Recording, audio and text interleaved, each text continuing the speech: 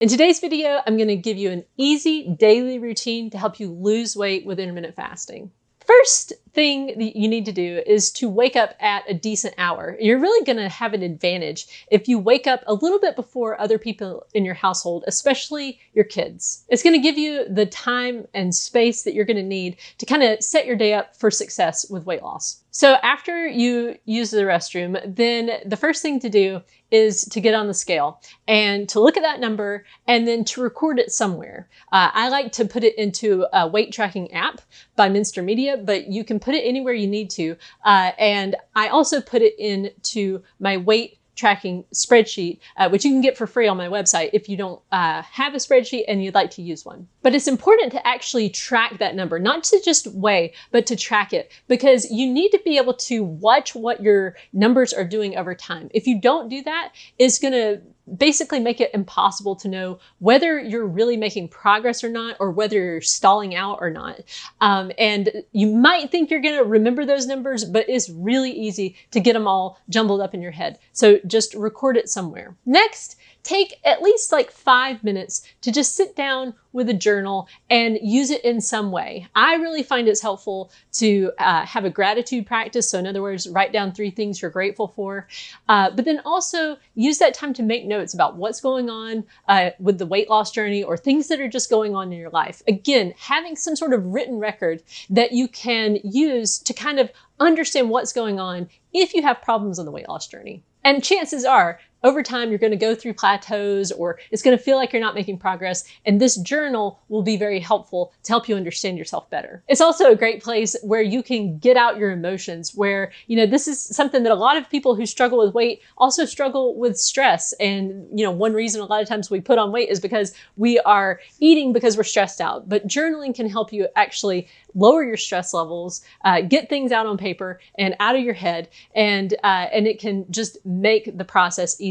The next thing to do is, and this can actually be a part of your journaling process, it is for mine, is to write down a little to-do list. Put down 3 things that you want to accomplish that day. The reason this is important is because the big challenge with intermittent fasting, the big challenge with weight loss really, is to give yourself stuff to do other than eat. And so if you sit down just for a few minutes and think about your day, it will show you, like the different times where you're probably going to be more likely to want to eat and things like that. So you need to go ahead and plan for that and figure out like, what can you do instead of eating? Now, with your checklist made, then all you need to do is continue on about your day, doing those things that are on your to-do list. And if you go through that whole thing and you need to, jot down a few more, you can jot down a few more. But the idea is that you are using the fasting window to your advantage. It's a whole big block of time where you can get things done, where you can maybe write, or maybe like just clean your house or declutter or go do something fun. There's a lot of different things you can do. But the idea is that you're not just sitting around thinking about food. One big thing is to figure out how to really enjoy the fasting window. Find those activities that you do find enjoyable, keep busy with work. Also, let yourself have a cup of coffee. I always let myself have coffee with half and half in it during the fasting window. And that has always made intermittent fasting feel easy. And when something feels easy, it's just easier to stick with over the long haul. And sticking with something over the long haul is really the thing that's going to help you get the weight off. Now, once your eating window opens up, this is where some people have some trouble, because once the eating window opens, then they kind of just continue to eat throughout the entire eating window.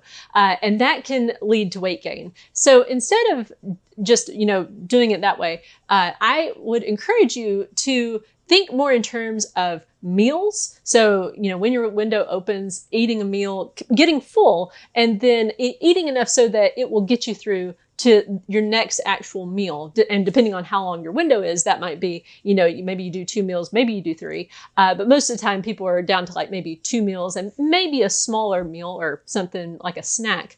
But just kind of have more of a structure to the eating window, because the structure will help you, again, because you're being intentional then. Hopefully your to-do list will keep you busy even during the eating window. Mainly though, when you are in the eating window and you are eating, just try to really think about the food, focus on the food, don't be distracted while you're eating, don't have TV on, don't have your phone out, and don't be working at the same time. Just if you're gonna eat, focus all your attention on that, and then go back to doing other things. Then once your eating window closes, your fasting window begins again. And likely that's gonna be around, bedtime or so. Get in bed at a decent hour. That's an important one actually, because if you do get enough sleep, then the next day you're going to feel refreshed. And when you feel refreshed, you're going to make better decisions. It's going to be easier to stick with the routine. Now, that is the routine that worked for me.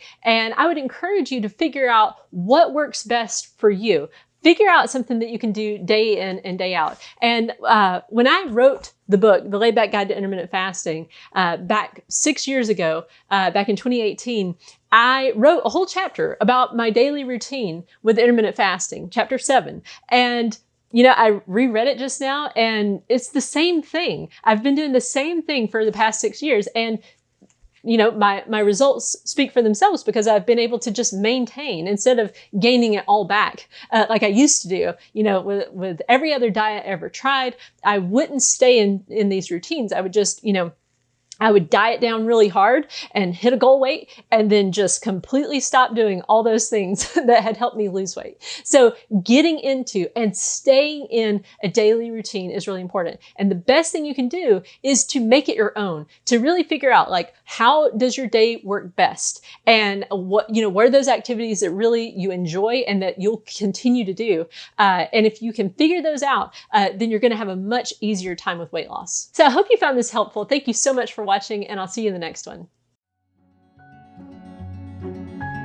Allie McGee comes home from school one day to find that her little brother Pete is gone. She remembers the imaginative stories he told about a magical tree in the forsaken forest, and she immediately sets out into the woods behind her house to find him. She begins to realize his stories were true when she finds the enchanted tree and is transported to a different world, only to discover that Pete's been kidnapped by the wicked King Olshek. She must go on a dangerous journey to the land of Hinnom to get to the castle where her brother is being held captive. Will Allie be able to save her brother? Or will she too be taken prisoner in Olshek's castle?